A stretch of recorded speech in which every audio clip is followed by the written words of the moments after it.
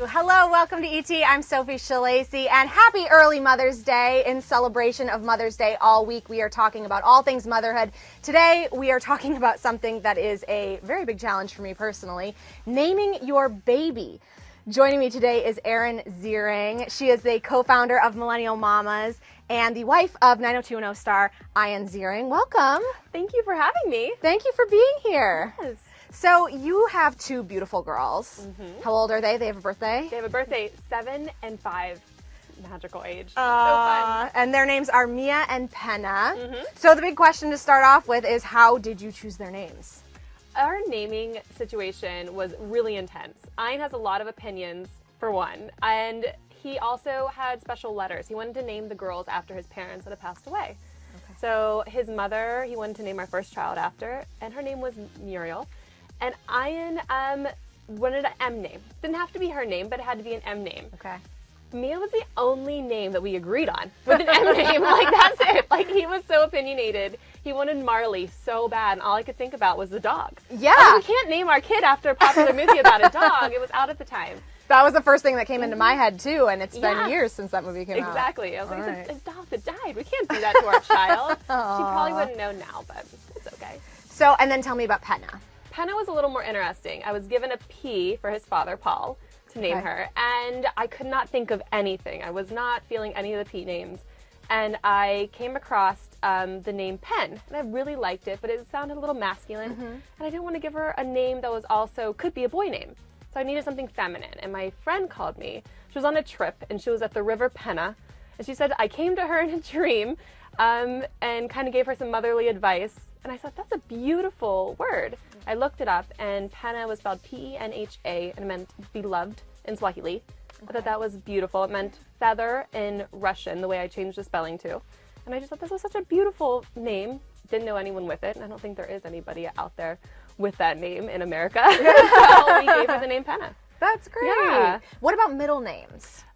Mia was just a haphazard, what sounds good with Mia, and we remembered Sophia Loren, Mia Loren, and we went with this. We actually did a name after a movie star. Okay. And then for Penna, my mother, she's like a 4th generation May.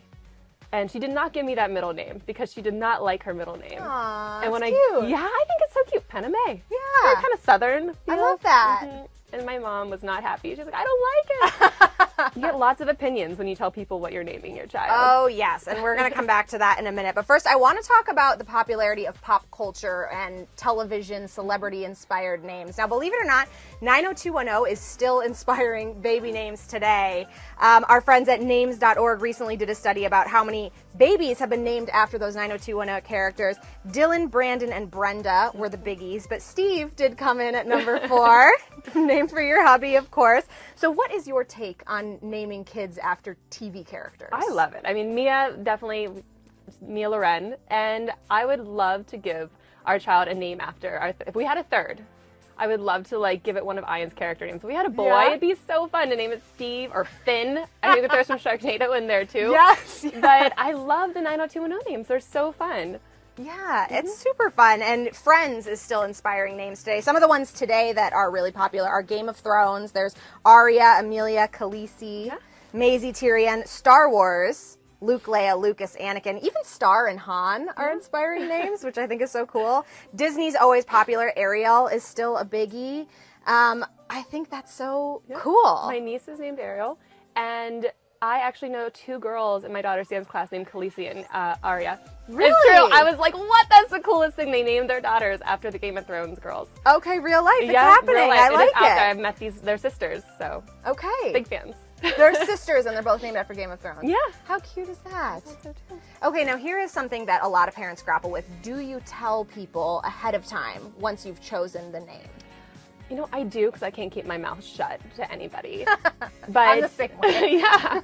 I told somebody Mia's name, and she looked at me and she went, "That's all you could think of?" I was like ready the day before I had her to go into the hospital. She's like, "Oh, that's all you could think of, huh?" Did that make you doubt it? Oh, I was like heartbroken. I was like my first baby hormonal. I went in the corner and cried. Aww. Like, oh my gosh, someone's gonna hate her name.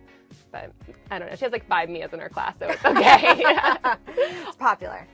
What about you? Are you going to tell us your baby name? I'm thinking. I'm working on it. The last name is Boya, which is challenging to pair with. So with the last name Ziering, were you worried at all about matching it? I feel like a lot could go with that. Yeah, name. a lot could go with it. So it was not a struggle for us. Okay. So it's a struggle for me. I'm working on it. I like B names, I guess. I like the alliteration. So we'll see. But the problem is I feel like anything that ends with an A gets sing-songy with Boya.